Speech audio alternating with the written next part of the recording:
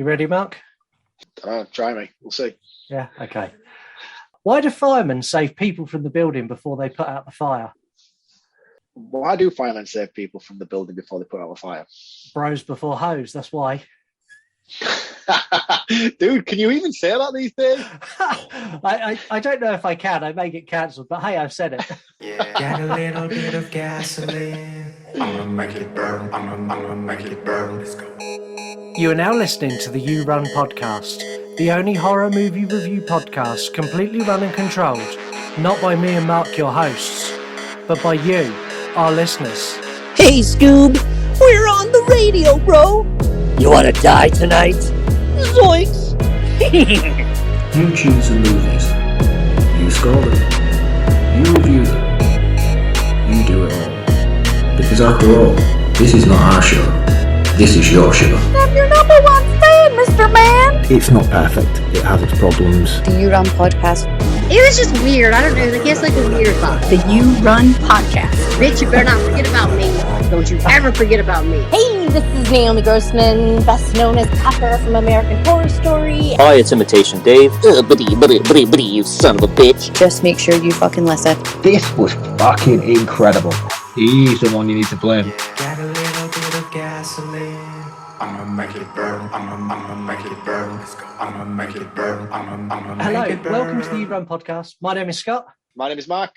and you are listening to the only horror movie review show completely run and controlled by the listeners, the only one in the world. And I have checked that, and I keep checking it because no one else does it. Anyway, we give you a show that you run and control. You pick the movies, you review the movies, you score the movies, you pretty much do everything. And then we give you the platform to do it. All I want from you is to tell a friend or review us 5 stars on Apple or Spotify, or do both. I'm not picky. You can do both as well. I'm happy with that. Me and Mark work hard every week to bring you the best content that we can. And it's hard work. We put a lot of work in each week, hours and hours of recording and editing and all the other stuff. And if you can give us a review or recommend a friend or bring us a new listener, it really, really, really is appreciated. And again, thank you everyone who's listening, because there's loads of you now. It's great.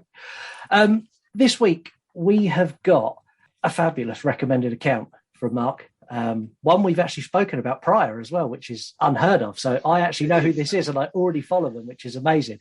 Mark, who's this week's recommended account? Check it out.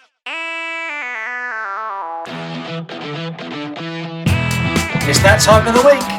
It's time for Mark to recommend an account. So this week's recommended account is prettybloody_SFX. Now, I've only recently just followed this account myself, and that was down to Heather from Wednesday Wine and Horror. She shared this on her story. This is a good friend of Heather's, and I figured if it was good enough for Heather to recommend, then it's good enough for me to recommend. So I followed her, I checked out her stuff, and it's really, really cool. She does some really incredible makeup work. So her makeup effects work is really, really cool. She's recently just done a Vecna from Stranger Things, which is phenomenal, by the way. If you get the chance to have a look at this, do so. It's really, really good.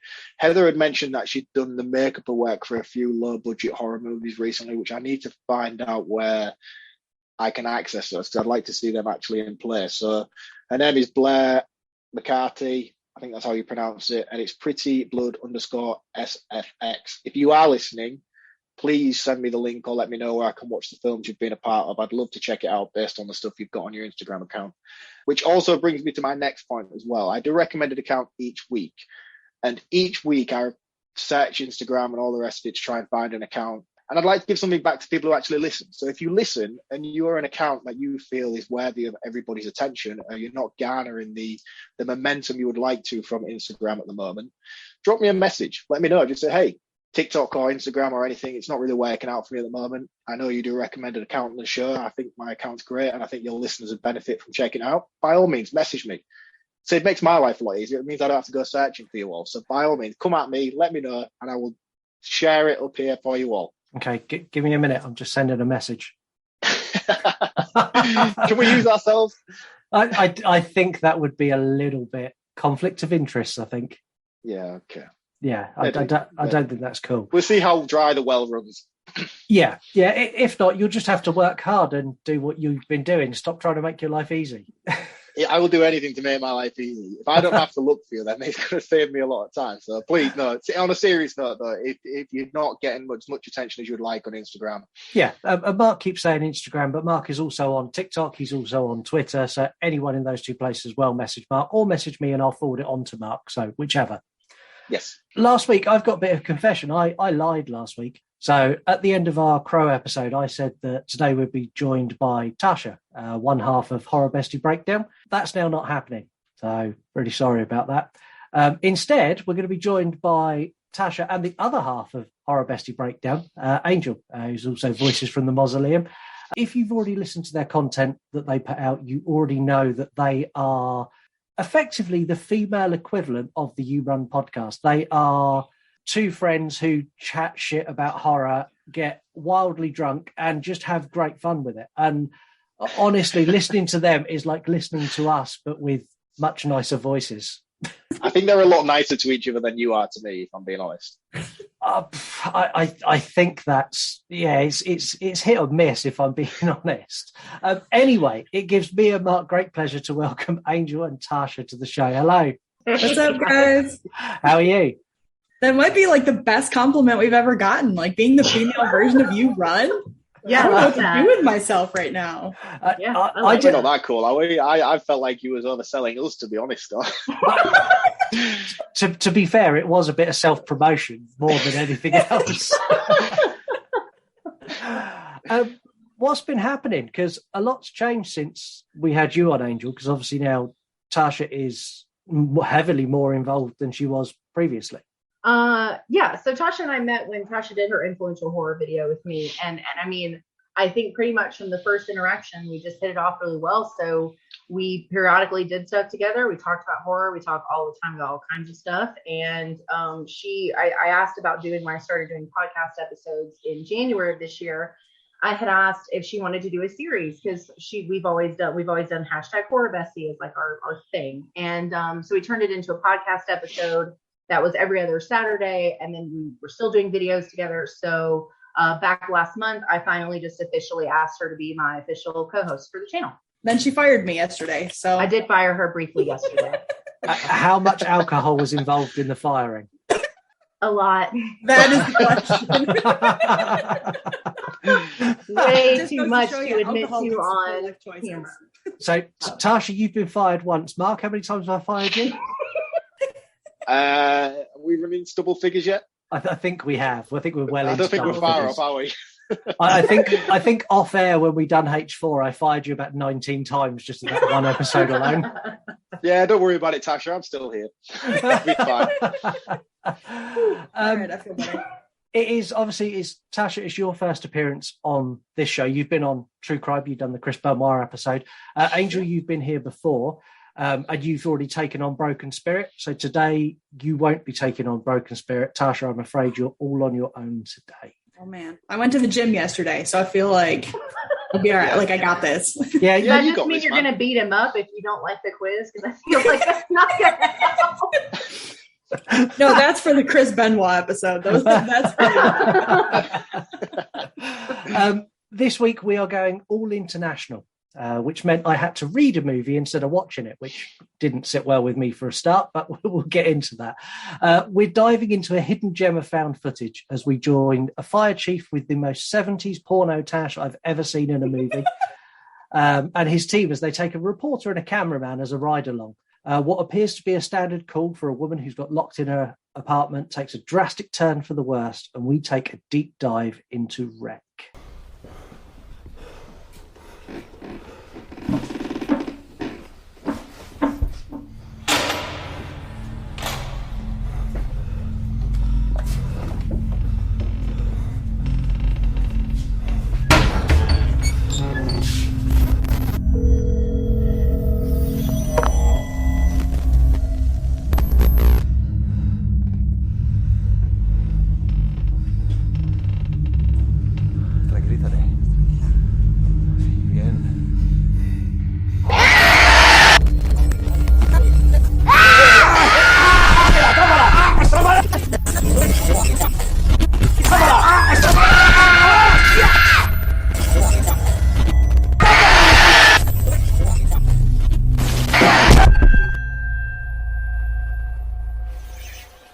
So I'm kicking off this week by saying this is a short movie. And when I say it's short, it is borderline. It is a short. It's 1 hour and 15 minutes if you take out the end credits.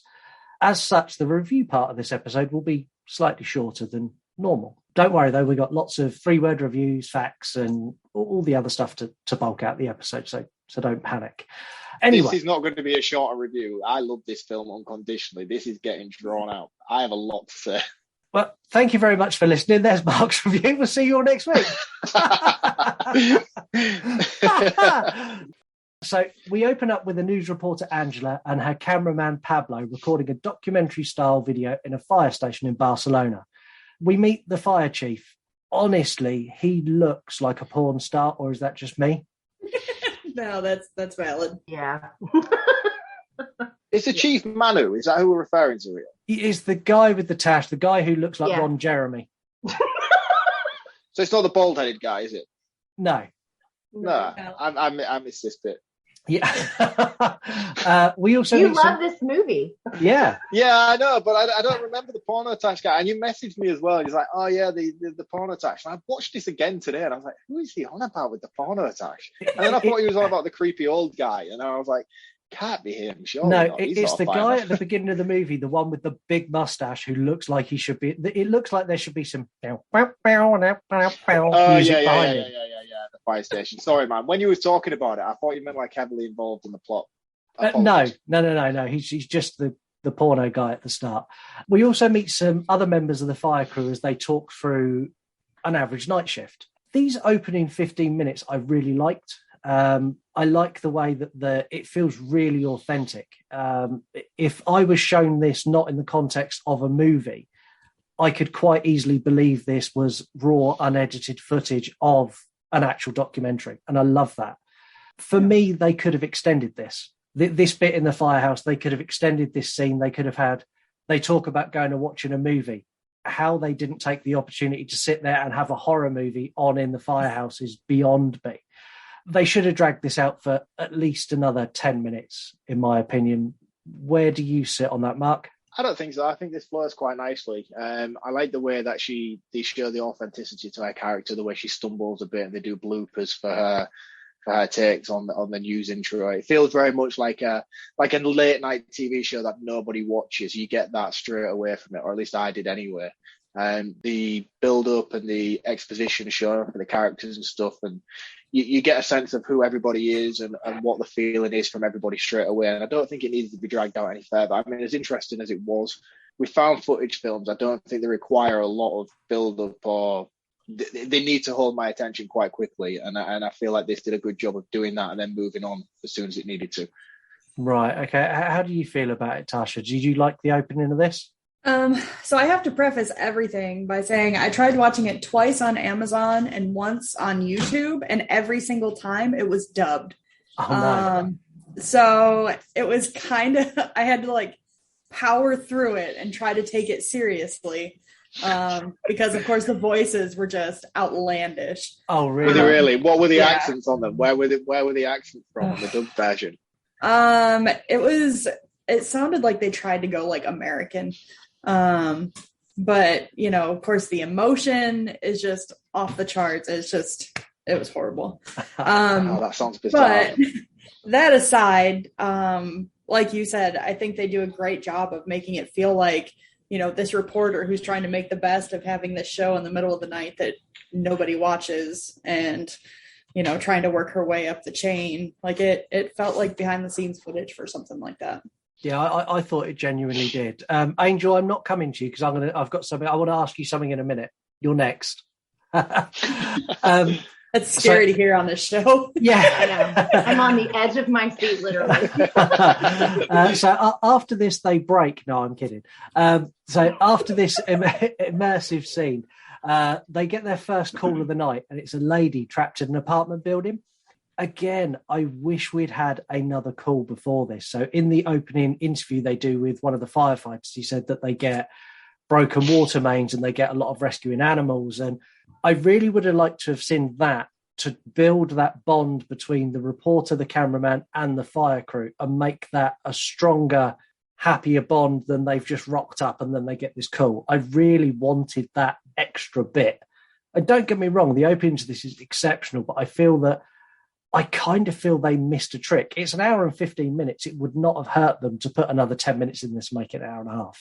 I disagree with you on that, though, because I think like the way this plans out further on in the film and the way that they have the conflict between the firefighters and stuff like that, like an emotional connection would have disregarded all of that situation that comes up later in the scenes where you have them trying to push them out and turn the cameras off and things like that. Had they had a connection and they'd become quite friendly in a sense, I don't feel like that would have worked for the way that this goes with the dynamic between the characters. So I feel like I get what you're saying, and yeah, maybe like going to a best waterman and then getting the call to come to the old lady at the apartment. Yeah.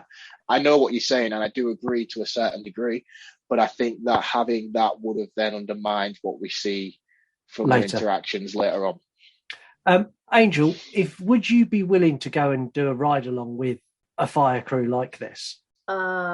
It's a genuine question. It was something me and Lisa were talking about it, and Lisa was like, "There's no way I would go and do a ride along with firefighters because of the things that they can end up finding." And I went, "You know what? I'll ask one of the girls." And I picked you. It was nothing intentional. I just picked you because I picked Tasha to answer the first question. So okay.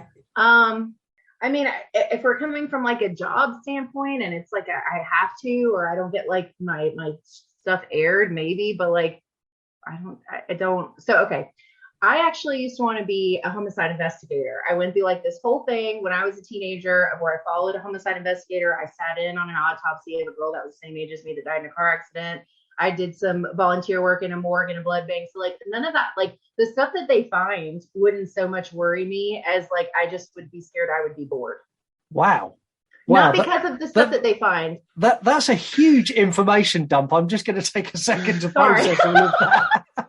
Well, like, okay, so like gore and like I'm not. I can honestly say I know that I can handle all of that stuff. Like that stuff doesn't really bother me. But a lot of like, just from what I've heard from knowing cops and, my ex-husband is like in EMS and like being a part of like knowing firefighters and stuff, like they a lot of their calls are not like super thrilling, fun things to do or see or whatever. Not fun, you know what I mean? And so, it's a horror show. I shouldn't have to explain it, but anyway, but it's like one of those things where it's like, I think I would be very bored. It's kind of like people who go and work on want to like ride in ambulances and all they do is take grandma to her like chemo appointment. They're not saving lives. They're not like in the middle. It's not like that all the time. Right. Okay. That makes sense. That makes sense. And it answered my question. And I love the fact that you were decidedly nervous as well.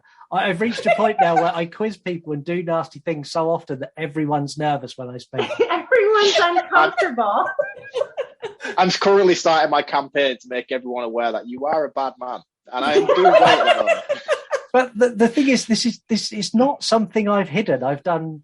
What season are we on now? Season 5. And there's been a quiz since the very, very beginning, and I've been nasty since the very start. It's not something I'm hiding. I'm a bad man. Yeah, that's all right. That's all right. I just feel like I just need to work a little bit harder to let everybody know that for a fact. Okay, Be that's fine. when you're present. Yeah, that's fine. Now they get their first call out and they go to a dazed and confused lady. And I'm going to say it again. Old people are the best horror trope ever because she scared the shit out of me. She really, really did. Yeah. The apartment is an absolute cesspit. It is horrible. When they're going up through the stairs and they're walking up to the door, instantly I'm going, I don't like this. I don't like the building. I don't like the lighting. It's horrible. Yeah, really, it gives you that horrible. Sort of survival horror, Resident Evil kind of feel to it. Everything's very close and compacted, and it does a really, really good job of establishing that in a set location, I think. Yeah, it does. And they get the police, as they arrive, the police break down the door and they get in and they get the camera light goes on the lady and she freaks out and they tell them to switch the camera off. With that, she just rips a chunk out of the guy's face. The practical effects work are brilliant. Yeah, outstanding. Yeah, that was gross. It was really, really, really good though. They all get out of the lady's apartment apart from one firefighter who stays to calm her down. Tasha, would that have been you? Would you have been willing to stay and calm the old lady down, or would you have been down the stairs? I'd have been the first one down the stairs. I deliberately not asking Mark that because we know Mark dies in every horror movie. Mark would have stayed to help her. You know I have like some sort of hero complex. I would have been like, you guys, I got this shit. Yeah. Yeah, which is amazing. To be fair, I don't even know if you'd have survived this long in this movie. You probably would have tripped up the stairs. I don't know how I survived day-to-day life, mate. I'll be perfectly honest with you. From here, everything goes all kinds of crazy and left me wanting answers, which is 100% a good thing. So they get downstairs and the police and the military have sealed up the building, locking in the documentary crew, the remaining policemen and the firefighters as well, and all the residents. You hear a muffled loudspeaker, and it's really muffled, and you have to strain to hear what it's saying. And they basically say that there's been a leak of a virus of some description, a medical outbreak. So they've locked the building down, and they're working hard to get everyone out safely and quickly. I would lose my shit at this point if it was me. Yeah, your anxiety is going through the roof, isn't it, this scene? Yeah, it's a really, really horrible scene. And I think it's harder now after COVID. That's exactly what I was going to say. Yeah, it seems like something that could actually happen. Really happen. Yeah, when I first watched this, I went, nah. When I watched it now, I was like, well, that could actually happen now. This is a whole new level of scary. And as all this chaos is going on, you just get splat as the firefighter who went upstairs splats on the foyer floor. I jumped. It still gets me now. I've seen this film hundreds of times, and it still gets me every single time, even though I know it's coming. I jumped, and I think all of us are podcasters here, so we all know this. We all sit there, we all take notes. A jump scare gets you so much worse when you're writing notes and half paying attention. Yeah. It's if you watch and focus on a film, you kind of know when they're coming, you get an idea. But when you're sat there and you're going, they're all downstairs, this is going on, and then you go, oh! Wait, so does that mean I'm the only one that doesn't take notes? I don't do that. Do you not? Do you know? I don't. Well, and I know, like I've said this, like I know Tasha's heard me say this. I try to just watch it as a viewer because typically I sit on things before I talk about them anyway, and I get all these other I don't though. I don't take any notes. Oh, wow. Yeah, I couldn't do that. See, I do two watches. I do a watch where I take notes, and then I watch it back with no notes, and I just watch it, knowing what's coming. I do that, but I do it the other way around. I watch it, and then I watch it for a note take. And then take notes. I think the only thing I've watched that I took notes on was when we did Leviathan. That was only because I was like, well, this is my first one with him for this. Like, I'll try. Like, I was trying to be like studious, Yeah. And now I'm like, let's just figure out whatever happens. Like, at this point, the documentary crew start getting lots of pressure to stop recording. So they were told to stop recording when they were up in the apartment, and now it is you need to. It went from stop recording to now it's turn the fucking camera off, stop recording, and it goes off and the screen goes black. And I thought this was great because the screen goes black and then it comes back on and you hear Angela going, I don't give a fuck what they say. We need to record this. We need to document it. Really, it's definitely really nice one of the more stronger elements of the film is how they keep the camera rolling, and they do a good job with cementing on why they keep the camera rolling. And they don't just keep continuously filming. You get shots from it on the floor turned on but put away so people can't see it. You get it accidentally turned on by children, etc. Like, they do such a cool job of making sure that this is why the camera is still on, even though all this chaos is going on. And something that I know a lot of found footage films do strive to do, but I don't think any of them do it as well as this does struggle. here. Yeah. The thing with found footage, my biggest bugbear always has and always will be the justification for why the camera's on. Yeah. Things like even the Blair Witch. I love the Blair Witch. When they're in the middle of their rows and they're trying to find their way out of the forest, I know she goes, oh, I just want to document bullshit. You would have turned the camera off and just had your row. So that's a big bugbear I've got with all found footage. Angela and Pablo follow a firefighter and a policeman up the stairs to go and check on the old lady, which is madness. Leave the old lady be. She's already killed one firefighter and ripped another one's face off. Leave her alone. Yeah. just leave her. She wants to sit there and watch MacGyver. Leave her be. Leave it. She obviously doesn't want guests. Yeah, she's not a friendly lady. And as I keep saying, old people are really scary, and she proves it yet again as she jumps out and attacks. The policeman shoots her in the head, and they do something I've never seen in found footage before. They rewind the footage to verify that the policeman shot her. And I thought this was such a nice touch. Yeah, nice touch. I agree. Yeah. It's little things like this throughout that they do really, really well. It's so clever. Really, really is clever for a found footage film. Yeah. By the way, how much does that police officer look like Eli Roth? It's not just me, is it? No, he does very much so. Yeah. I thought the same thing. Going back to note taking, in my note taking, he is Eli Roth all the way through these notes. We joke though, because we always do that. We've done The Crow, and both of us referred to Detective Albright as Ernie. Ernie from Ghostbusters. He will always be Ernie from Ghostbusters. Yeah. Funnily enough, they come back downstairs, Andrew and Pablo, after the policeman's been attacked. They then start interviewing the residents, and they interview a little girl called Jennifer, who tells her, she starts saying that she's ill, and then her mum jumps in and goes, oh no, she's got tonsillitis, it's fine. The little girl also tells them that her dog Max is sick and he had to be taken to the vets. Did anyone make the link here that the dog was something important, or was it just me who was really thick and didn't get this till later and then had an moment? No, I think when it's things like this and it's got animals involved, I always assume, I always pay attention to the animals, always. Yeah, I just feel like in this situation, there would be no need to say it if it wasn't relevant. And I know that sounds like a writing flaw. It's not a writing flaw because it's not, you clearly missed it, Scott, so it's not that pivotal. But I feel like I knew that it was going in a direction when I mentioned it for them to mention it. Me too. So I've got something I wrote in my notes was, stop interviewing the little girl. No one gives a shit about your dog. Turns out everybody gives a shit about the dog. Yeah, it does. When the reveal happens, I kind of went, oh, fuck.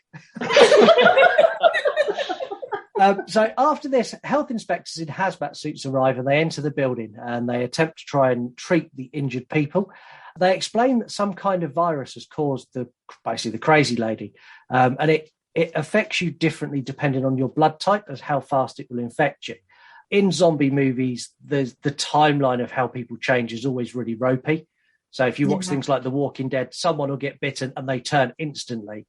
And then 5 episodes down the line, someone will get bitten and they turn in a week. In this, they actually explain that. They also explain that the dog that had been admitted to the veterinary centre had the disease, and that's how they traced it back to the apartment. And this is when I went, oh, damn. They also add that the dog killed all the other pets in the clinic. What they're doing... There's a microchip in his ear, wasn't it, that they used to trace him back? Yeah, used to trace him back, which, again, really, really nice touch. And it tied everything in when I had all the questions of, well, how would they know? How have they locked it all down? This is stupid, is what was going through my head. And then when they tied it back, it's like, that's really clever. Really liked that. The injured are getting quite aggressive. And they lock them all in the building's textile warehouse. I don't know how many apartments in Spain have textile warehouses, but we don't have them here. Is that a thing in the States? No, not that I'm aware of. No. I've lived in many apartment buildings in my time, but I'm sure, Mark, you've lived in flats and things like that. Did you ever have a textiles warehouse in yours? I've never lived in a flat. I have no knowledge of this at all, so sorry, mate. We can't all be posh and rich like you. Anyway. Well. Well, check me out, Mr. Fancy Pants. And then, bang, we get the best jump scare of the entire movie as Jennifer attacks her mother. Oh. This, honest to God, I leapt out of my seat because I did not see this coming. And I love that she attacked her and then instantly done what a child would do, goes, oh shit, and runs up the stairs. It's a screaming after the attack that she does that gets me. Because one thing the film does really, really well is it sets up scenes where you know it's going to happen, and they don't try and avoid the fact that you know it's coming, but they do such a good job of dropping it at the perfect moment. So even with the scene with Jennifer, as soon as you see her and they focus in on her looking a bit ill and a bit bloodied and stuff, I'm like, she's going to fucking go in a minute and she's going to get her moment. I knew it was coming, but when it went, I still fell for it every time. And then it's after that where she drops her on the floor and she just screams at everybody. Like I've got a toddler. I see this scream every day. So I know. And I was like, fuck, man. I was like, I felt for everybody in that room. I was like, man. Honestly, kids in horror movies terrify me more than like the elderly. Like Yeah. I joke I all the agree. time that when I have kids, if they come wake me up in the middle of the night, I will be that parent who throat punches their child because they scare the hell out of me. I know it's gonna happen. So she is like the creepiest, or one of the creepiest in this movie for me. My son does that almost daily. So he'll come into our room, he will stand next to the bed, and he won't make a big noise or anything. He'll just gently like poke me, and then I'll open my eyes, and he's like 2 inches from my face, and go, "Daddy, I need a drink," or "Daddy, I need the wee," or whatever it is. And every single time I jump. That will be me. So she goes up the stairs, and Pablo, the cameraman, and one of the firefighters go after her with the idea of sedating her and bringing her back down. If I was Pablo, I'd be like, "Nah, you're trained. You go. I'm just a cameraman. Have fun." I wouldn't be going. And when they get upstairs, Jennifer fucks up that firefighter. Something terrible. Brutal. Really brutal. And for a child actress to be that brutal, I imagine that took a lot of coaching on set to make that scene happen. Probably, yeah. Yeah. I bet it was a lot of fun for her to film that. I bet she loved it. Yeah, I think that's something that my kids, if I said to my kids, right, that person there, he's going to let you hit and attack him as hard as you want, and it's all for fun, and he's going to really like it, they'd be like, really? That's cool. I'm going to say it now. It's going to upset Mark, but fuck him. I'm going to say it. From here, this is where I start losing it with this movie, because it goes from quite steady, quite well-controlled shots with the camera. They're all from different angles. As Mark said, you get them on the floor and everything else. From here, it's like they've attached the camera to a massive vibrator. It's all over the place all the time. Yeah, but it is for a reason, though, because from this point on, everything is just amplified to 1,000,000. I mean, it goes from zero steadiness, we're at about 40%, but this immediately hits like 99% fuckery, and everybody is panicking and they're running, Pablo's not worried about his cinematography at this point. He's trying to get the fuck away from everything that's coming after him, and I get why it's shaky as it is, and it never really, I don't know, it was believable to me, and I think that's why I'm willing to let it go. It was believable, but it bugged me. I was begging for a CCTV shot. Eventually I'm gonna have to say this, so I guess now's a good time. So I actually had not seen Rec for the first time until March of this year when we did Found Footage Month, and I saw Quarantine in theaters when it came out, which is the American remake. And the problem is, for me at least, is I was desensitized to a lot of stuff that happens because I'd already seen Quarantine, and they are almost step for step the exact same movie. When the Americans remade it, they didn't change like anything. Like there's hardly any changes at all. Even dialogue is like the same. So I had a hard time staying committed to it in general because I had already seen Quarantine, and I think that there are some things that, dare I say, Quarantine I liked a little bit better. But I don't know that I'd necessarily agree with you on the camera angles, only because I think one thing that stood out to me about Rec was I liked the way that they filmed that one better than Quarantine was filmed. Right. And, okay. I kind of bouncing a little bit off of like what Mark said about like the chaos. So like there's this weird logic with found footage movies that has things like, why are we holding the camera? Why is the camera so perfectly still all the time? Like these are all things that we ask when we watch these movies. And I think that it being crazy, while very jarring and like kind of frustrating at some points, I was able to kind of like rationalize it. But I think the way that this movie is shot from beginning to end was actually a lot better than the American one. So I actually like the way that it was filmed. Okay. I'm on my own then. It's fine. Sorry. What happens next, I found very, very video gamey. This was very much like Resident Evil. So Angela and Pablo are attacked and they're chased. They eventually find a safe place, and they find out that there's a key in the workshop that leads them out to the sewers and gets them out of the building. But cue Resident Evil theme music. It's on the 3rd floor of the apartment building. I instantly went, it almost felt like a side mission in a game. It's cool though, isn't it? I understood. How can you see this as a negative though? This is awesome, this bit. I didn't say it wasn't awesome. It just instantly, all that went through my head was the music from Resident Evil. I went, Yeah, but it's a well fleshed out side mission as well, because you skipped over the part where they get to the guy downstairs and the health inspector has now been bitten. and they're with mustachioed man in that room downstairs. And the mustachioed man's like explaining where it is. And Manu's going in and he's kicking off and he's going to fill the health expector in. And he's like, no, I'm bitten. You need to get out. And he locks himself in that room. And he has one of the best lines in the film. He's like, this door is not going to hold me. When I go, you need to run. And then none of them do, stupidly. And Mustachio Man, not the fireman that you were talking about earlier on, the old creepy, weird, he's a creepy dude, this guy. He gets bitten in the skull and he's the one who explains to him that there's a key upstairs. And that's when they go on the mission to find it. Yeah. This is a cool mission, man. I can't believe you're not getting behind this. It is. I'm going to say that the mission up to the third floor, the side mission to retrieve the key, that is so tense. Yeah. From now, as they work their way up, it is so tense and so uncomfortable to watch. The highlight here is that they retrieve the key. I love the fact they get the key, and I love the fact they're ready to go back downstairs, and then they can't. This is where the writing, I went, that's great. Because it's that they've got it, they know now they can get out. They go to get out, and the infected have pinned them in, and they push them up the stairs as opposed to down, and push them into the penthouse. Yeah, because on the way up, there's Manu, there's Angela, and there's Pablo at this point, and they're on the search for the key, and they go up and they meet the Asian lady, I believe, the Asian mother. They take her out by choking her, and she falls on the floor. And again, Pablo drops a camera to help Manu take out the Asian lady, which is cool. Another cool use of why he sets the camera down. They take her out.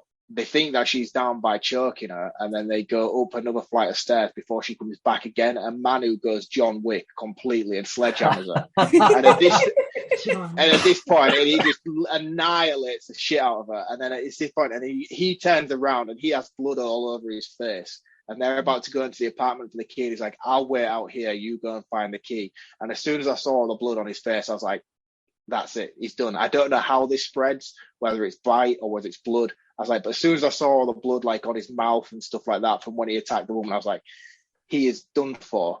They go in the room, they find the key. And as they come out and you're talking about this, where they're forcing them up the stairs, this is the best scene in the film because Angela looks over the top of the staircase, and as she looks down, you see Eli Roth, who is fully infected now, and then Manu, the fireman, who's helped him get to this point, who had the blood on his face beforehand. Because Angela's coming out screaming, "Where's Manu? Where's Manu?" She looks over, and Manu just pokes his head out from behind the staircase and just screams this awful roar, and it's like, wow, fucking hell, Manu's done for. I knew it was coming, but it's still just as good. I'm pushing. I'm sorry. Continue. There's one thing here that I really like. So there's lots of instances where they talk about how the virus is already out. So in my head, this is already happening outside. You've got the dog that was infected that's then infected lots of other people or lots of other animals by attacking them. We now know that they're very hard to kill. So the chances are all these animals have come back to life. You've got the health inspector that's been in there and then gone back out after he's had blood on him. So I know that this virus is outside. So there's a big part of me when I'm watching this is I want a shot outside. I want to see if it's carrying on out there. And I'm going to be honest, I've not seen Rec 2, 3 or any of the others, so I don't know what happens. I don't know if that does happen, but I hope it did. Maybe we'll get that on the show. Anyway, when they get in the penthouse, they start searching through the belongings of the penthouse. I love the reveal here. This reveal is the best part of the movie for me. It ties it into the church and religious aspects, and anyone who knows anything about my horror loves, that's where my love with horror lies, is anything around the church, especially the Catholic Church. So the penthouse was the home of a former Vatican agent who was charged with isolating the biological virus responsible for demonic possession. The agent had kidnapped a girl and kept her captive. And during his experiments, the virus had mutated and become contagious. This is great. So good. So while they're doing all of this discovery, the attic door opens. Is anyone here poking their head up apart from Mark? Absolutely not. Tasha and I didn't even we didn't even go to this place. Like, we're not even there. We're sitting at the fire station waiting for them to come back. That's right. Now, Mark, I know you are fairly brave and I joke about it a lot, but had this attic door opened while you're in there with everything that's going on, would you have honestly put your head up there to have a look? Well, this must be the only means of escape because they originally wanted to escape through the basement through this secret side mission key quest that they were taking on before they got forced upstairs. This has got to be the only way out at this point because they're all banging on the doors and it's opened up. You're going to have to go up there and check it out, regardless of whether you want to or not. I think they do quite a cool thing, though, because they don't necessarily go up. Pablo really cool. Sticks the camera up and he rotates it. And again, it's another one of those things where you know it's coming and you can't avoid it, but they just do such a good job of timing it perfectly to the point where you're like, oh, maybe it's not going to happen. And then it does. And you're like, shit. Yeah, and it's the Asian family's little boy who's there and he's all demonic. And what I like here is that it's up there when it's got the big floodlight on it that upset the old lady earlier. And as it catches the demonic possessed boy, it breaks the light. And then they switch it to night vision.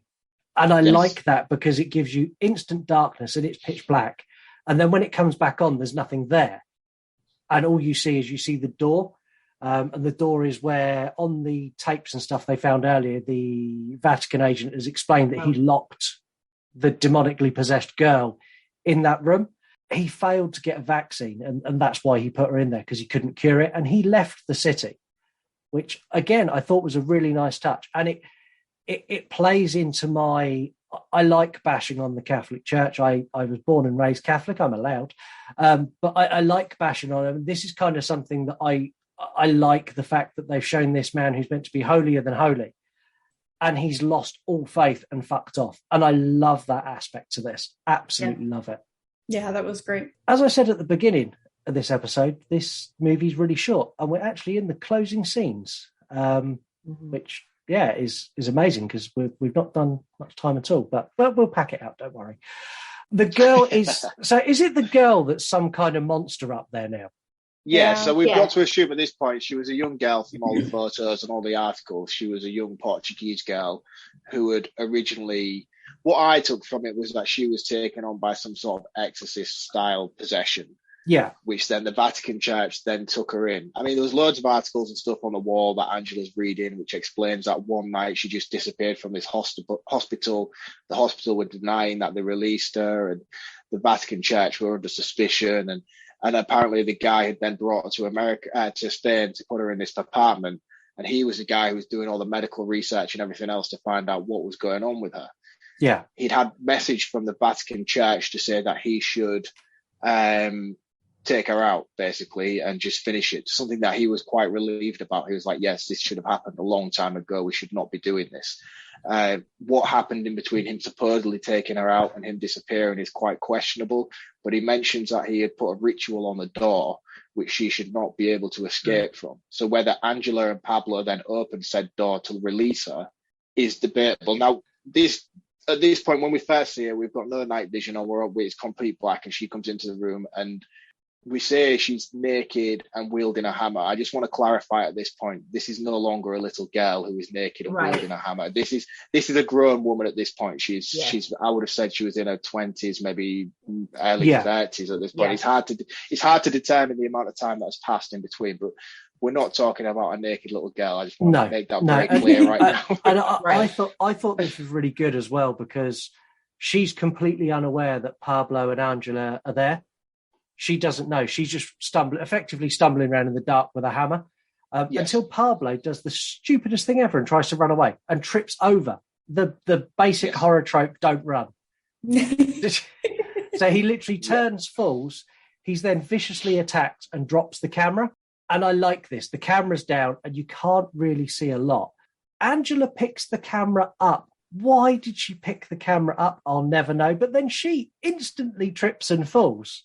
Why would you bother with the camera? At this point, I get it. You've got a documentary. You need to show the world. But if it's a point of showing the world or dying, I'm leaving the camera there and I will just tell my story and be the crazy guy in the pub. I would say probably the night vision is her best chance at being able to see in the dark. Yeah, that's what I was going to say. I would only assume when you look at a video camera, it has your camera lens at the front and then it has like an LCD screen sort of thing showing you what you're filming. I would assume that at this point that she can have a small, narrow little bit of light from the computer screen so that it would immediately be the only light in the room. So that was what drew her to grab it. Okay. Yeah, Whether that's right or not, I don't know, but that was my take from it. That makes sense for me because I didn't get that take. All I got was, why are you picking the camera up? Just run. Yeah.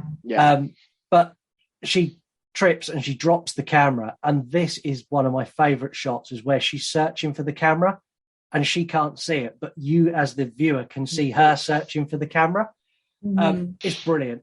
And then she's dragged off into the darkness, and the scream that follows as she's dragged into the darkness is horrible, absolutely horrible. And then you get that heavy metal soundtrack at the end as the credits roll, and you're like, fuck yeah, this film's awesome. Yeah. Now we all get to round up on this film later, and this is the point in the show where we normally do 3-word reviews, but as Mark pointed out earlier, I'm a really bad man, so let's break a spirit first. Oh no. I told you, I want to play a game. They will say that I have shed innocent blood. The power of Christ compels you! What have you done to its eyes? Well, it's elevated horror. You know, it's Halloween. I guess everyone's entitled to one good scare. You're going to like it. I'm Chucky, and I'm your friend to the end. How was that the slaughterhouse? All right, you primitive screwheads, listen up. Oh, I know this one, you fuck. As you all know, Angel was on the show. When she was on the show, Tasha provided a question for Angel, which made Angel a little bit upset, a little bit worried. So I decided that it's only fair that karma comes to town. So this week on Broken Spirit, me, Mark, and Angel are all going to take turns in quizzing you, Tasha. Oh, God.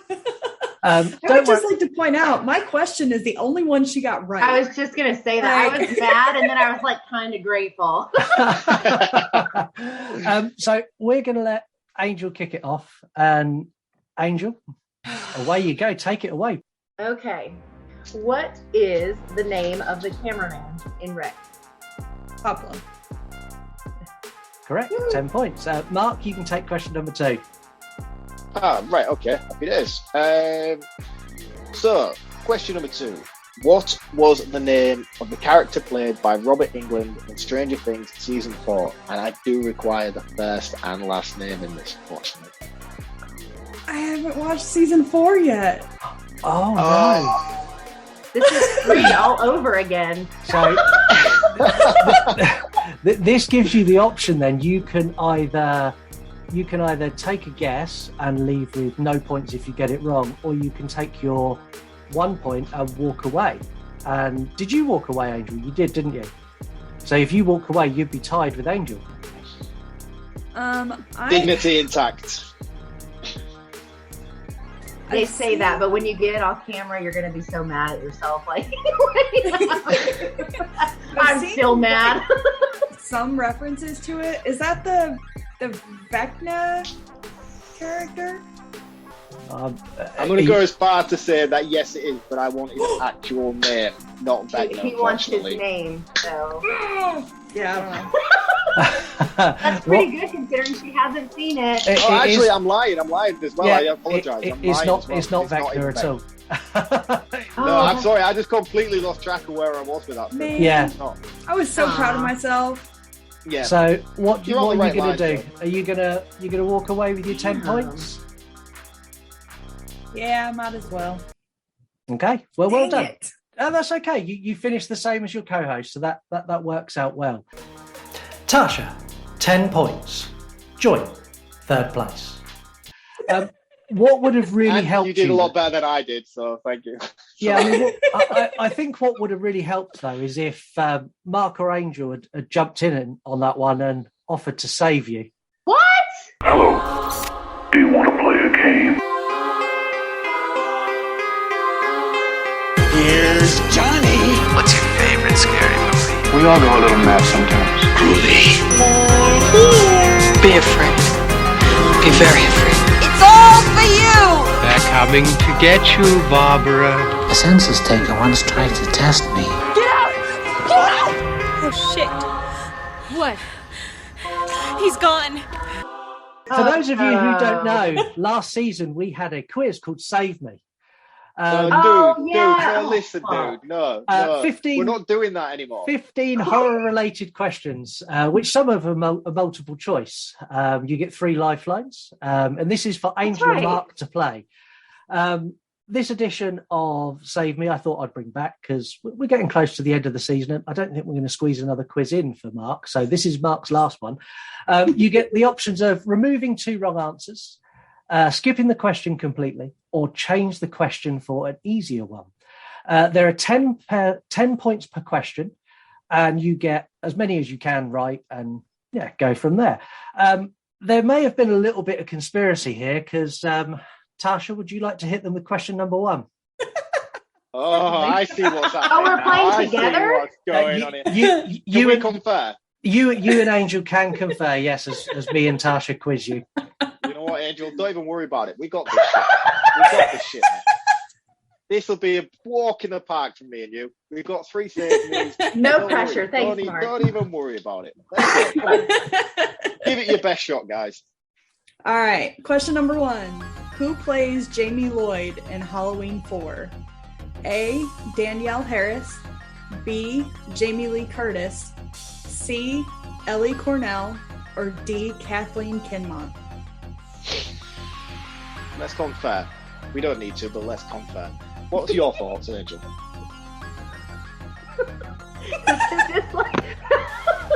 Isn't this like your movie? This is my wheelhouse.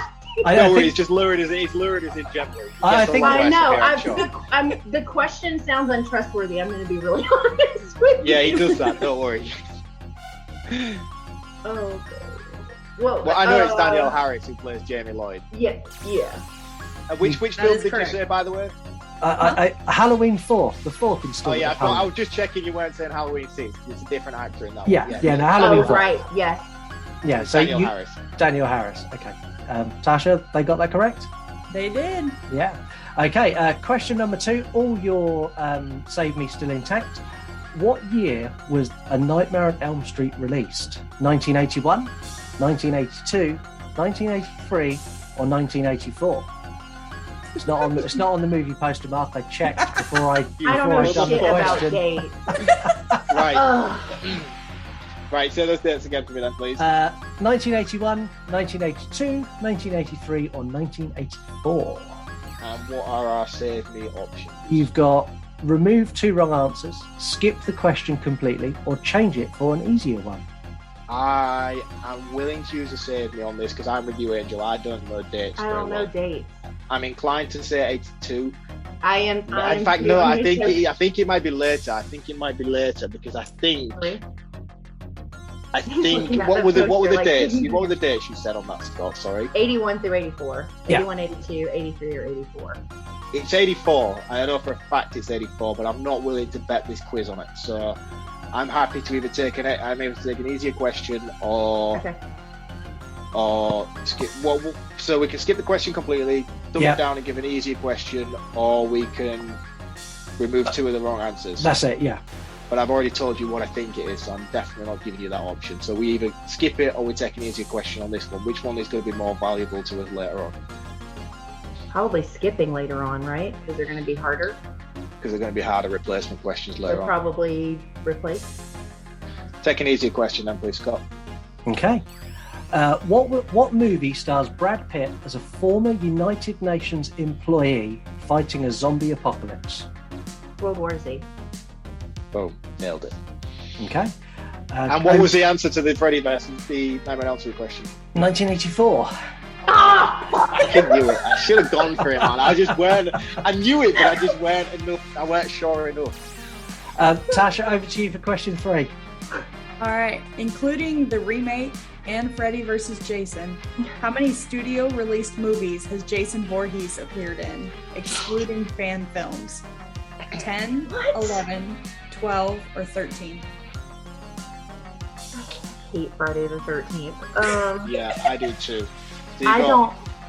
1, 2, 3, 4, and I think it goes as far as 5. And then I think you've got Hell, Manhattan. There's a space X, one, right? Which is X. and then Freddy versus Jason. Jason. Are you including the remake in this? She said yes, remake. Yeah, yes, But Rena. she also I'll give you a clue. Jason including X, the remake and Freddy versus Jason. yeah, and I'll give you a clue. Jason X is Jason 10. Like, that's okay. That's if you're including the remake, then this is a total of 11. Well, she Jason also X. specifically said fan made, which threw me off. Yeah, No, she said it was excluded. Excluding. you need, sorry. you need Okay, to okay. make sure you include Freddy versus Jason, and you need to include the remake. Okay. And I'm sure that Jason X comes after. Jason. So is Jason X number 10 in the Halloween in the Friday franchise? So it goes Friday 1 through 10. Yeah. Jason, Freddy versus Jason, and then the remake. Even though Freddy versus Jason comes before Came Jason out X. before. Right. So that would make it 12. 12. Final answer. Oh. Yeah, I kind of gifted that to you a little bit, I think. Yeah, you kind of did a little bit. Yeah, I tried. I I'll tried take to be it where I can. Yeah, I tried to be helpful and kind of just gave you the answer. Apologies, I won't do that again. Rec is set in what Spanish city? Barcelona, Madrid, Valencia, or Seville? I'm inclined to say Barcelona, but I also, now you said Madrid, feel a little bit Madrid as well. So you've still got skip it, and you've still got take away 2 wrong answers. I don't know this one. I didn't. Pay I that much don't attention know to enough. I wouldn't be secure enough to take a guess at that. Even reducing the wrong answers would have still Okay.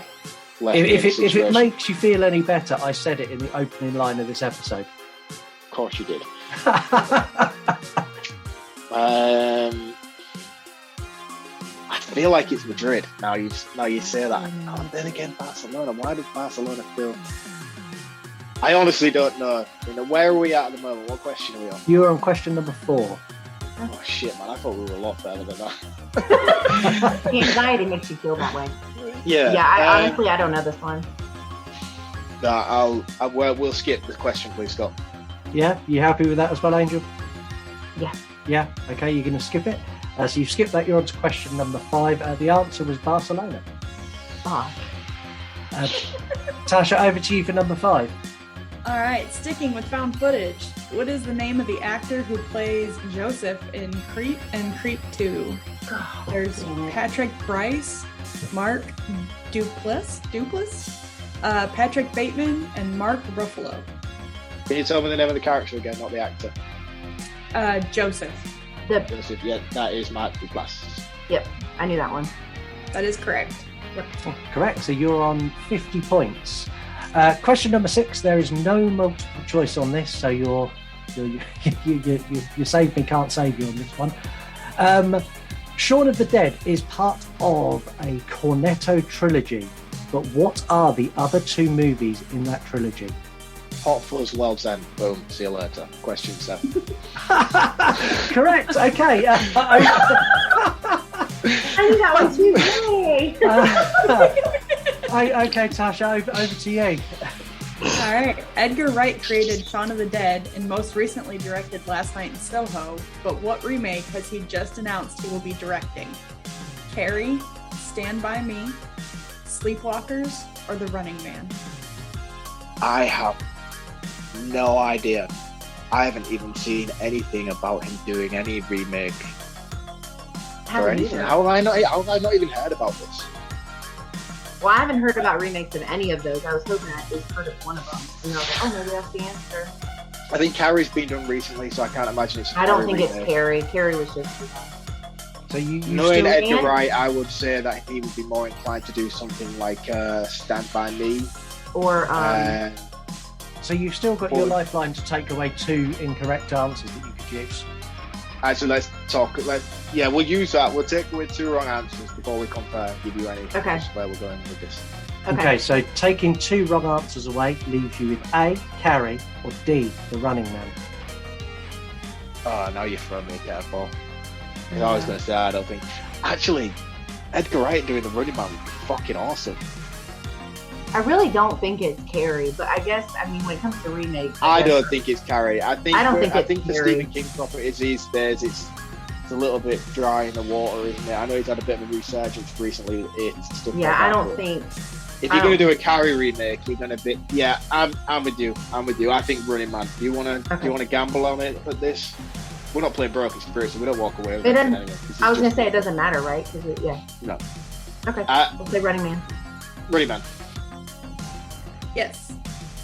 Yeah. Yes. It was announced on Monday, now official. Edgar Wright is going to reboot The Running Man, which cool. I think that would be awesome. Really cool idea. Question number 8. Again, no multiple choice, I'm afraid. And we're going to stick with the remake thing. What is the highest grossing horror movie remake of all time? It Chapter 1. I think. Yeah, because it's also that was one of my questions that I didn't get to. It was because it's the highest grossing horror movie, right? I believe. Wasn't that right? Definitely the highest grossing remake, I would have said. I can't think of anything else that would have come close to it. I'm pretty sure that was the answer for the highest. You gonna go with that? I would. That was, as soon as the question was asked, that was my first. I feel good about that because I swear I think that's what was one of the questions you guys told me that I didn't get to. Yeah, and not the same thing, but that it was the highest grossing horror, and if it is, it's also a remake, so it has to be the same. Yeah. Okay. If you're going with that, you are correct, and yes, it was a rehash of the question because I listened back to your episode, so I chose that on purpose. I felt good about it. Highest grossing horror movie of all time by a country mile, and highest grossing remake of all time by a country mile. Wow. Over to you for number 9 then, Tasha. All right, switching gears for horror, not horror. So I this love quote, tell me what movie it came from. No, you don't need the movie. Just tell us if it's horror or not horror. If you can get the movie as well, even better. Do we get extra points if we get the movie? I tell you what, yeah, you get extra points if you get the movie. All right, let's do it. There we were, minding our own business, just doing chores around the house when kids started killing themselves all over the property. Oh. Is that from a horror movie or not a horror movie? My mind is gone. I know that quote. Why do I know that quote? Because I'm sure you've seen that film. Yeah, I'm pretty sure I have.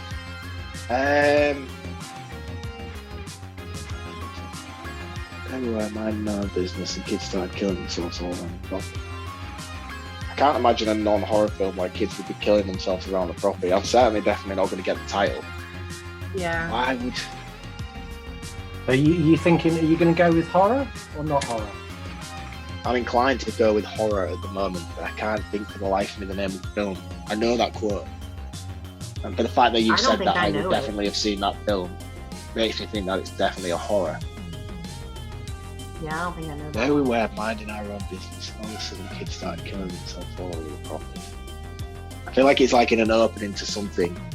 Yeah. You gonna go with? Should we go horror? Feeling horror. I don't want to go out this early. I just. Let's go horror. Let's go horror. Okay. All right. Horror. Yes. Yes. What's the movie? It's Tucker and Dale versus Evil. Oh fuck! I knew it was a horror comedy. I knew it. I knew it was a horror. I was thinking it had like. Question number 10. You're doing really, really well. Question number 10. Let's stick with horror, not horror, because we know you like that. You sold us out, Officer Duffy. Duffy, is that what you're giving us? Yeah, that's it. You sold us out, Officer Duffy. Sold us out, Officer Duffy. It's not Doofy, it's definitely Duffy. Officer I know, Duffy. I had to think about that one. I was like, do you know an Officer Duffy from anything? Officer Duffy. Officer Duffy. No, my mind immediately went to the scary movie franchise. It's not who it is, but that's where my mind went. I think it's a horror. How about if I said Just it like trying to this? think How what about if I'll add a bit of voice to it. You sold us out, Officer Duffy. Dead or alive, coming with me. Dead or alive, you're coming with me. That makes nothing even. Oh, not horror. Not horror. It's RoboCop. Okay. I trust you. You go not horror? Yeah, not horror. It is not horror. It was from RoboCop 2. And again, I've gifted you one. If you hadn't have said the Dead or Alive, you come with me stuff, I would never have thought that.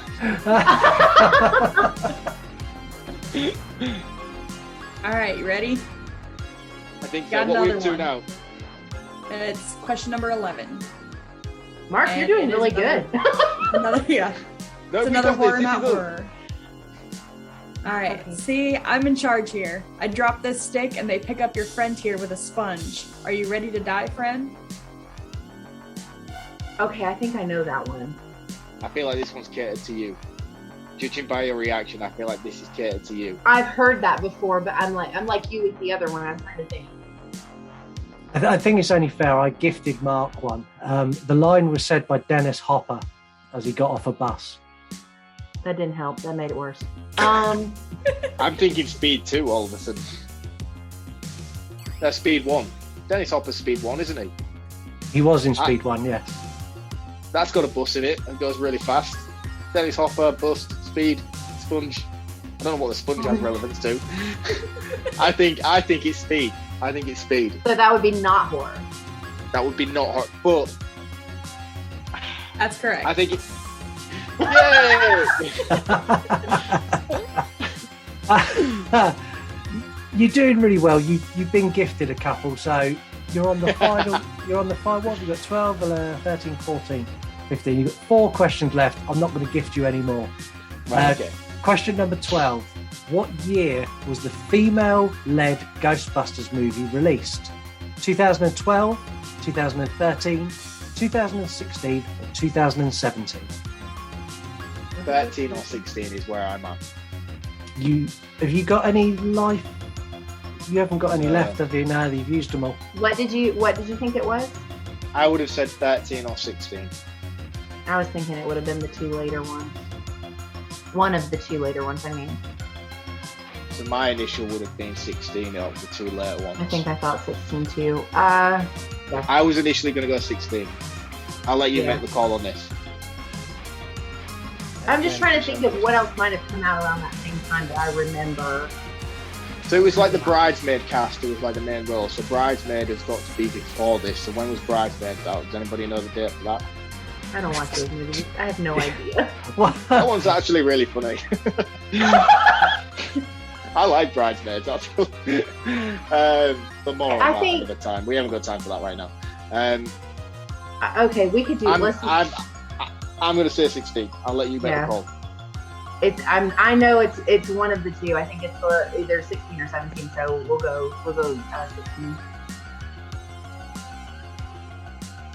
That's correct. 10 points. Come on. Okay, I sort of helped with that one because I knew that it was. All right, number 13. Who was originally intended to direct Gremlins 1984? Joe Dante, Chris Columbus, Steven Spielberg, or Tim Burton? Joe Dante did direct it. Is that a trick question? Is it Gremlins 1 or Gremlins 2? Gremlins 1. 1. Joe Dante did direct Gremlins 1. It's the only decent thing he's done in his career.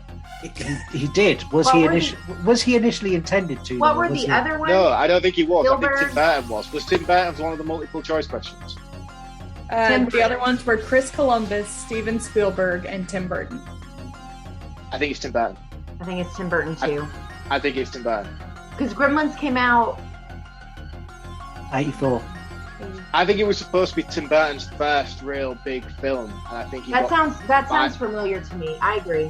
I think it was supposed to be Tim Burton's first breakout film, and I think he got sidelined from Joe Dante. I think that is what happened.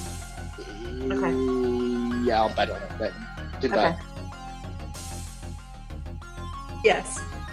Yes! We've got this shit now. So, yeah, Tim Burton was originally picked to direct. He was passed over for Joe Dante, and then it took him another 18 months to direct his first motion picture, which was Pee-wee's Big Adventure. Yes. Yep. Question number 14. You might do a clean sweep here. You've already clean sweeped this once, Mark, with Elise, and you may be about to clean sweep it again with Angel.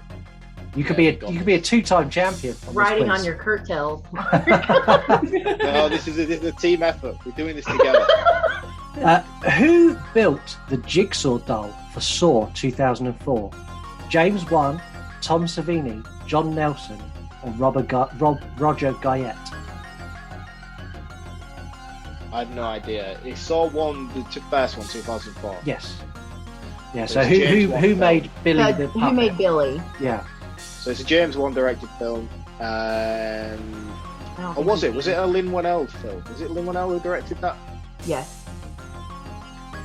Lee something. But James Wan produced it, didn't he? It Yes. was definitely something to do with it. So his involvement is there. I feel like the initial reaction for me would be a Tom Savini, but then I feel like I would know if Tom Savini made the I don't think film it's Tom Billy. Savini either. I think it's No, I feel like I would know if it was. Yeah. And What were the last two? Or the other two? You had John Nelson or Roger Guyette, and James Wan was the other one. So if you discounted Tom Savini, you've got James Wan, John Nelson, or Roger Guyette. I think it's Roger Guyette, just purely based on the fact that that's a name that Scott's struggling to pronounce, and why else would he put it in the question? I thought the same thing. Yeah, I don't know who the other guy is. I don't think Nelson. I don't know who that is. Can you give us any background on these people? They're all Hollywood visual effects artists, all of them, including James Wan. They're all visual effects artists. I think it's What James if it Wan. is James Wan?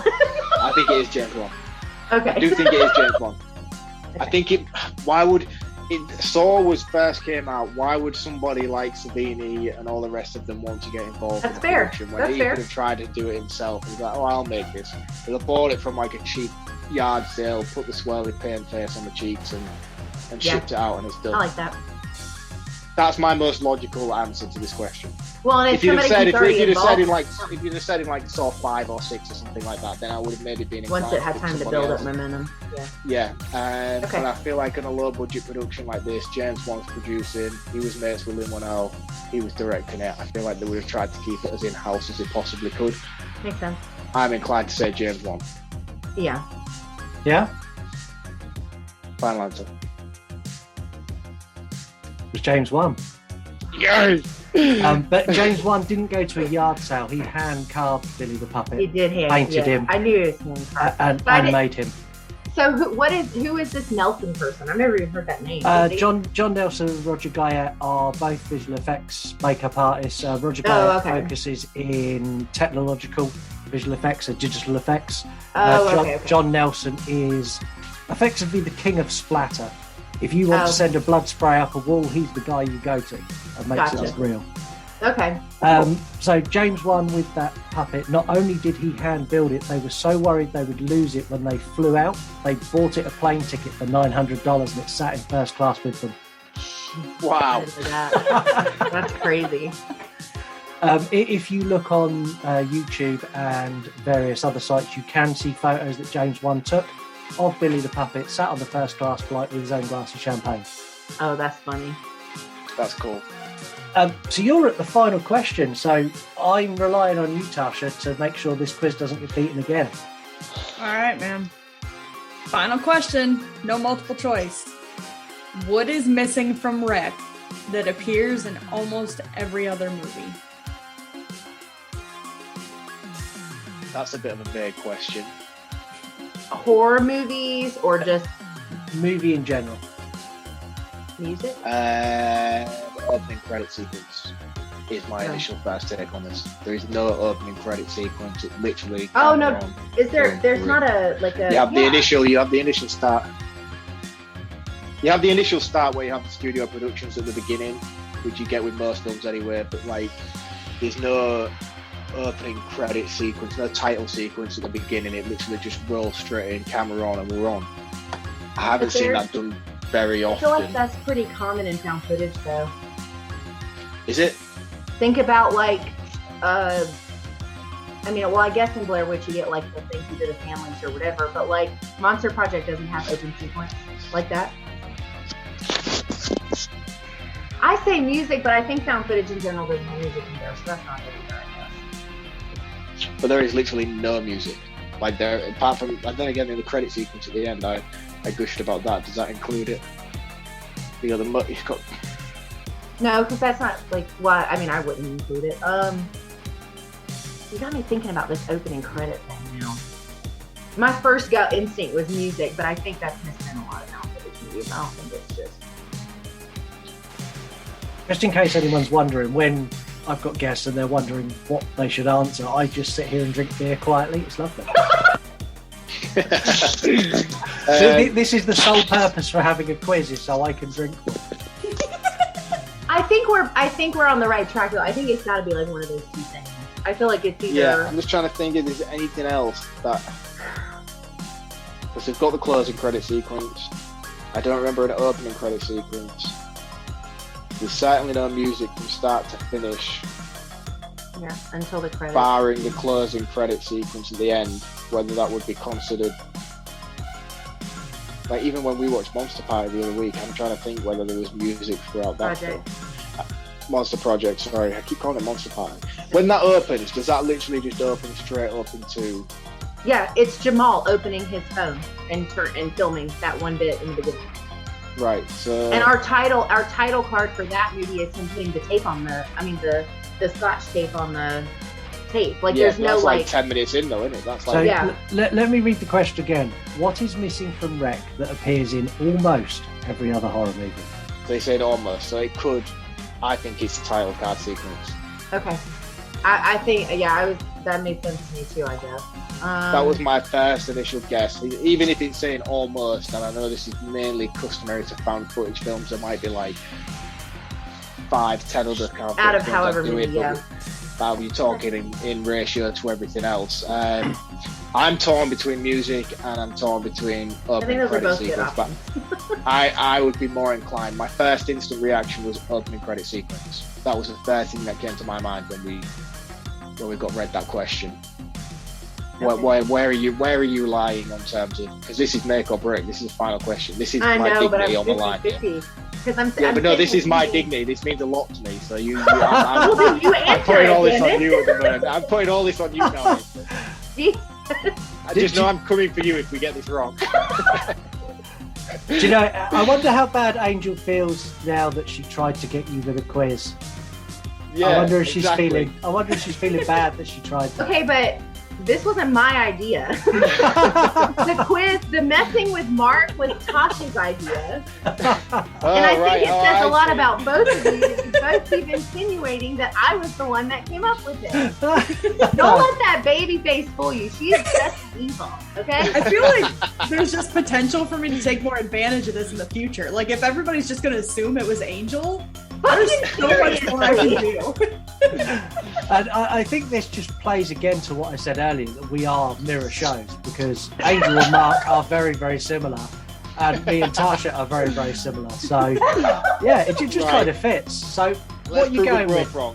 Let's prove it no, wrong. Let's get it right. I think both. I'm stuck on both. I think I'm like 50-50. But you seemed like you said you went straight to. I went straight to music. Yeah, but if we go with mine, you're gonna blame me. So No. I wouldn't do that to you. Right, Scott, read me the question one last time, just so I can definitely make sure you're not trying to set me up. What is missing from Wreck that appears in almost every other horror movie? Oh, sorry, every other movie, not every other horror movie. Every other movie, full stop. I'm gonna opening credit sequence. You happy with that, Angel? Opening credit sequence including title card, right? Like specifically like all of it. Yeah, like flash up title card. Okay. Even just like rolling build up credits. There might be like a couple of like actors titles. So we're gonna cover that all in the same answer here. Yeah, just because I don't want you to say that and him be like, no, it's title card. I just tried to cover the basis. Hold on, we've got a list to get through that we want to include let's in this make answer. it really quick. So if you're going with that, how funny would it be now if it was music? Is that your final answer? I can counter argue that on multiple fan footage. Is it your final answer? I don't fucking know, man. Now you're just throwing me a curveball with the music stuff. I'm just tormenting you now. It's just entertainment for me. And me. And Tasha, yeah, we're loving this. I can't think of anything else. I genuinely can't think of anything else. I really don't. I'm willing to take responsibility then. Let's go opening credit. Let's do opening credits. Okay. It's all including title card. Okay. And if it's music, I do apologise. But I don't think it is, because it can't be, because I know there's found footage films and stuff, and Okay. I know So- there's music and. That's your final answer.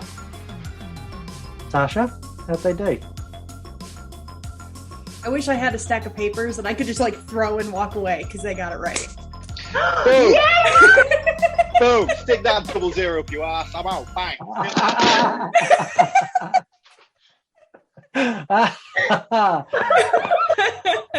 Congratulations, Angel. Mark's left. Mark's just dropped his headphones and everything. Mark's gone. So now instead of dropping the mic and walking away, it's dropping your headphones and walking away. Yeah, I wonder if he's actually coming back. Probably not. He's had a rough week. He has had a really rough week, and he's not appeared yet. Is he gone? He might be. I'm hoping he's coming back. Maybe he went to get another drink. Maybe. Well, if he doesn't come back, I've got a co-hosting position available. Ooh, I'll take it. You and Tasha are meant to be. I'll figure that shit out. I just got fired yesterday. I'm free. She's like, fun fact, I am available. Mark genuinely has disappeared. He's like, fuck you guys. I would like to say, Tasha, he puts Mark through a lot more than I put you through. That's all I'm saying. Just remember. Yeah, I genuinely do. I mean, the lesser of two evils is still evil. You know, you gotta. Oh, there he is. That's fine. We were just advertising for your position. Tasha volunteered. Like myself. Your headphones weren't even cold, and Tasha was like, "I'll be your new co-host." I just fully redeemed myself for the rest of the season. That was awesome. Well You done, did. Angel. You did well done to both of One you. question. And I wanted to give you a chance to redeem yourself, Mark, which is kind of why it was there. You've been sat on 00 for forever, and I felt it was nice of me to give you a chance to walk out of the season with a bit of dignity. Right, you've just undermined everything now by making it sound like you just handed me that quiz. Anyway. I worked hard for that. You did. Anyway, moving into 3-word reviews.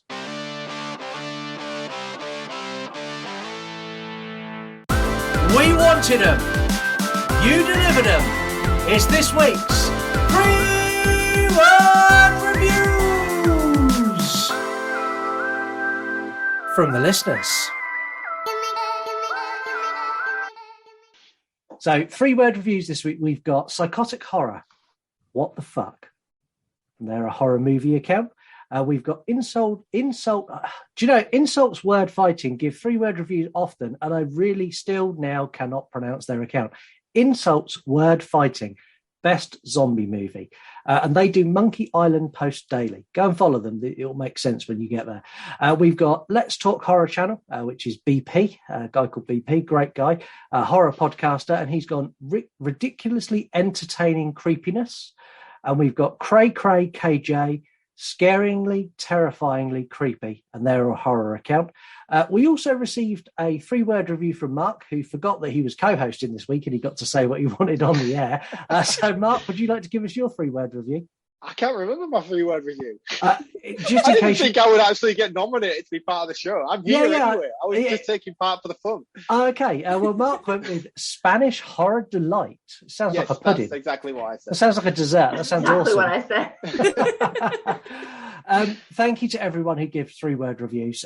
There weren't as many as normal this week, and that's down to 2 reasons. Reason number 1 is this is not as well a known movie as if I'd done something like The Shining or A Nightmare on Elm Street where we get inundated. The second is I forgot to put this out until yesterday before we recorded, so it's partly my fault as well. I will do better. I'm sorry. Into facts. It's time to find out what you know about this movie and what we know. It's facts. So facts this week genuinely surprised me, and some of these are really, really, really cool. So the lady who plays Angela, and I'm going to attempt to pronounce her name, and I apologize to anyone who's Spanish who's listening, Manuela Vasquello, is a real TV presenter in her native Spain. So she is actually a TV reporter. So everyone in Spain, when this came out, knew who she was, which is awesome. Oh, wow. I knew that, and it's amazing, isn't it? Really, really cool. And the next one's really cool as well. So all of the shots in the movie are in real locations. They built no sets at all. So that shitty apartment is actually a shitty apartment in Barcelona. Oh, shit. I knew that one, yeah. Which is also really cool. One of the inspirations for this is the first-person survival horror Outlast. Let me start that again. One of the... You sure you want to start that again, or you happy with that? I'm going to start again. The quiz has thrown me. I was expected to say game over, but I didn't get to say it. One of the main inspirations for this movie was the survival horror game Outlast. The game explores the lines between science and religion, very much like Wreck. The series does with medical science, viruses, possessions. It's a POV game, and it's very, very shaky found footage style. If anyone's played Outlast, it's great. I love Outlast. It is fantastic. That's a fantastic one. And has one of the best to date DLCs in any game I've ever played in my life. Really? What consoles is on? Because I need to find this. Whistleblower is the DLC for the first Outlast game. Bar none, like the best DLC ever. It's almost like another game. What console can I find this on? Because I need to play this. You can play it on anything. It's a PC. I think it's on Xbox. Yeah, but PS4. I think it's across all platforms. Whichever one you've got, if you go to your library, I'm sure you'll be able to download it. It's really easy to find. Yeah. I'm not going to find it on my Sega Mega Drive I've got on the shelf here, though. I might. No, this is true. Around 18 minutes in, while filming the scene when the young fireman falls from the stairs and splats on the foyer floor, not a single actor or member of the crew, bar the director and the cameraman, knew that was going to happen. All of those reactions are genuine.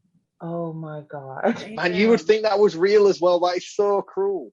Horrifically cruel. And apparently there was a thing where the director made one of the actors go upstairs when they were filming. Like, oh, okay, no, we don't need you. Oh, can you go upstairs and sort this out? And then they was like, right, we're going to start rolling. Don't worry, he'll come into the scene later. And then while they're all filming their scene, and you see how close that prop lands to people as well. They literally just dump it from the fourth floor right in front of people. It's so cool. That's awesome. That's how horror movies should be made. I want genuine, real. Oh my God, one of our crew just landed next to me. Fear. So good. Yeah. The closing really shot in complete darkness. So the last scenes of this where it's dark, it is genuinely pitch black. Pitch black. The actors had absolutely no idea where they were and were genuinely stumbling around in the dark. And again, a decision by the director that he didn't want them to be able to see anything. So all of the shots were done with the camera behind black cloths. So they were completely blacked out. They didn't even know where the camera was. It's really, really cool. Again, I know Mark's got some facts on this because Mark got involved in facts this week too. So Mark, what facts have you got? And I hope you remember because I didn't write these down. I actually do remember getting involved in facts, but I don't remember what it was I said. I remember thinking I should probably not do this because you'll probably call me out on it, and here we are. What did I say to you on facts? Oh, I went on a rant about the directors, didn't I? So yes. This is how do you call a foursome is it a quadrilogy? Quadrilogy, isn't it, if it's 4 films in a series? So this is a quadrilogy, so there's 4 of them. So there is Rec 1, Rec 2, Rec 3 and Rec 4. So Rec 1 and 2 is filmed by 2 directors. I apologize because I cannot remember the name of them for the life of me, and they are Spanish names, and I would massively fluff them either way. So, but either way, part 1 and 2 is the same directors, both of them 2 guys.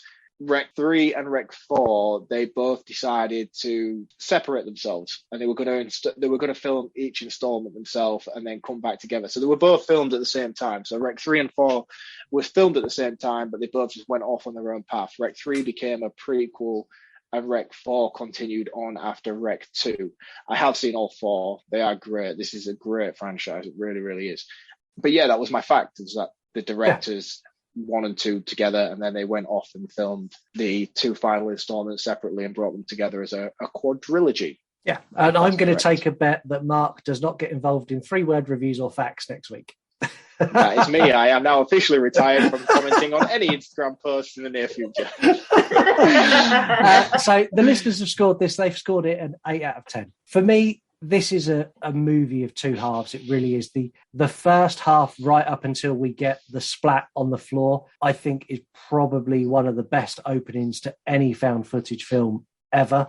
The second half, although very good and really captivating, and I'm really enthralled, and I love this movie. I really enjoy it. The shaky camera is just a bit too much. I understand why it's shaking. I just don't like it.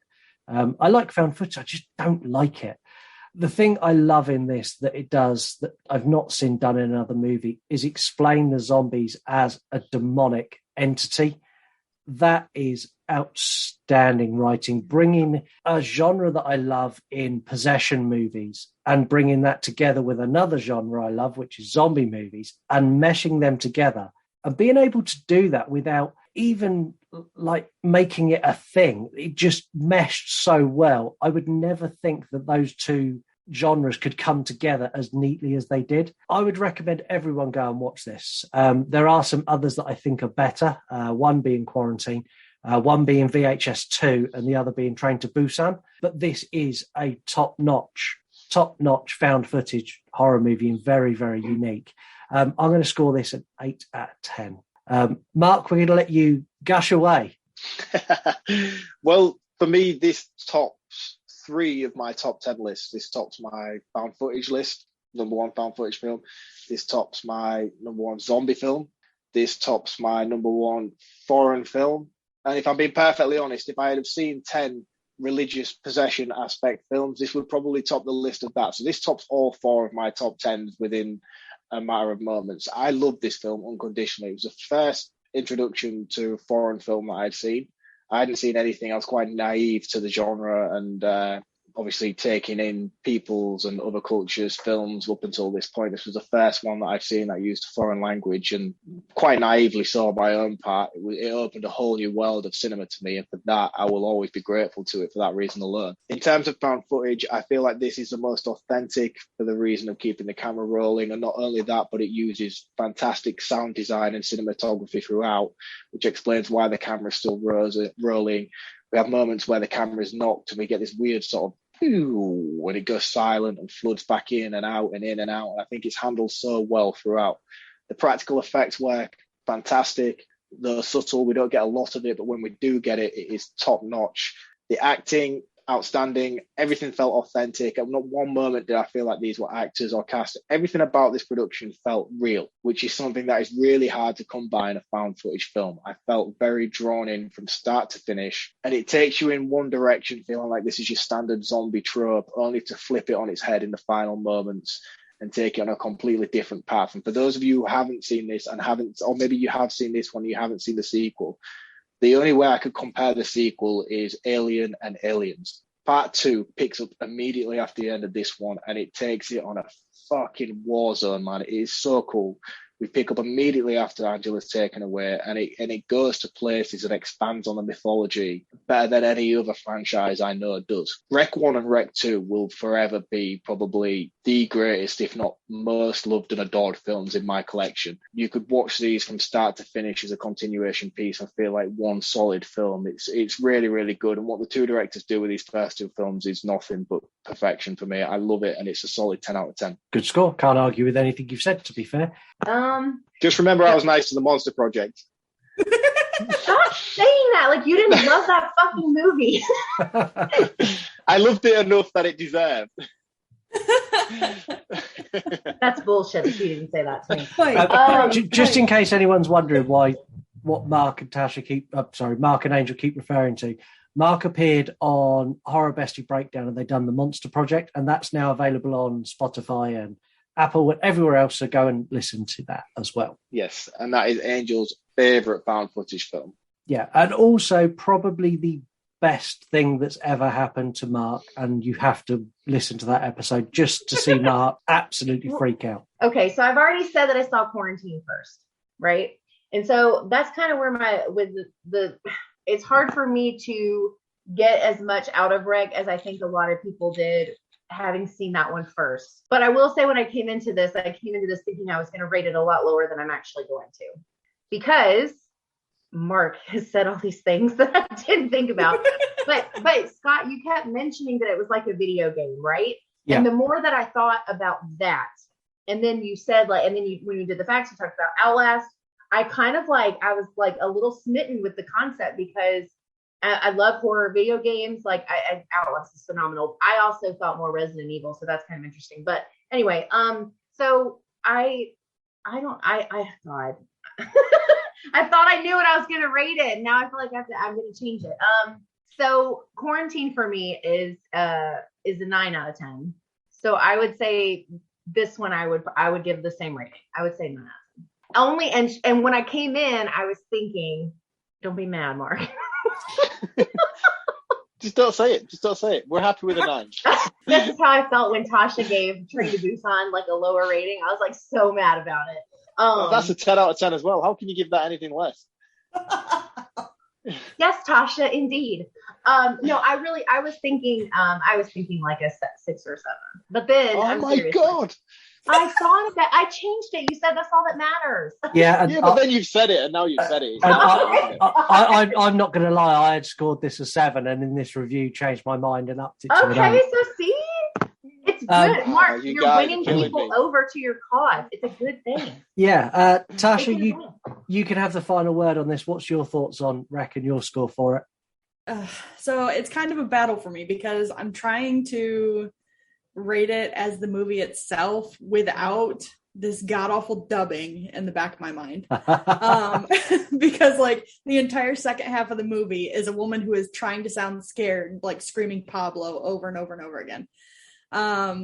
But overall, like it does feel very authentic, like from the very start. The camera angles, and especially now knowing that like nobody knew the fireman was going to fall and stuff like that, like that's pretty badass. And even when it gets to the end, like this girl that's been locked up in the attic, like there's just something about long spindly limbs that get me every time. And it's just so emaciated. It does kind of have like that video game feel to it, which is always fun for me. It's definitely one I'm a fan of. So despite the dubbing echoing around in my brain, I'm going for an 8. Solid scores for Wreck. Very solid scores. We will be back next week with another movie for review. Lots of fun and laughter. I always tell you what the movie is, and I always tell you who our guest is. Next week, well, tune in and find out. That's all I'm gonna say about that. Not for any particular reason, but I'm a bad man, as has been pointed out many times in this episode. You're not great, mate. I'll be honest. You're not great. I just keep giving you example. I keep giving you chances to show how great your horror knowledge is. That's all it is. I'm bigging you up constantly. Oh, right. I see. Oh, thank you. All about perspective. Yeah. Sure. Thank you. A huge thank you to Tasha and Angel for coming on. I love having both of you on. I've had you both on separately now and both together. And I'm not joking. You are like a mirror show of ours. Your show is so entertaining and so good. I love your show. Thank you. Aww. Thanks for having us. It was a lot of fun being here. Yeah. That is definitely a huge compliment. Like, I'm going to go fangirl as soon as we're done. Everyone listening, you need to go and follow Voices from the Mausoleum. Voices from the Mausoleum. You also need to go and follow Tasha Scribbles, and I can never remember the number at the end. 87. Tasha Scribbles 87. Go follow MW_horror_reviews and follow @YouRun Podcast. Literally everywhere now. We are TikTok, Twitter, Instagram, Discord servers, Reddit. I've lost count of how many places we are now. It's ridiculous. Just so you know, I now have no life. Thank you so much to everyone for listening. Go and give us a rating. Go and give us a like. Do something to show us that you're there. Remember, if you do like us and you do like me and Mark arguing, because I'm pretty sure Mark's going to have some choice words for me when we get to news that gets recorded straight after this, you can check out our other show, which is the You Run Podcast Horror Movie News. It's a new show, so you need to type the whole thing in to find it. And that's where me and Mark leave the mics running and we literally talk horror. We talk a bit of news, but I think this episode is going to be mainly Mark shouting at me. Yes, I'm coming for you, man. You pissed me off a little bit. I can't imagine that. Yeah, I thought I might have upset you a little bit, which is kind of why I've done it on this episode, because I know you're a gentleman at heart, and with two ladies on the episode, there was no way you were going to lose your shit. Yeah, but we've got time. Don't you worry. Yeah. Thank you again, Tasha and Angel. Thank you so much for coming on. Absolutely. Thank you. And yeah, we'll catch you all next week, I guess. So thank you very much for listening, and see you next time. Cheers, guys. See you next week. You want to die tonight?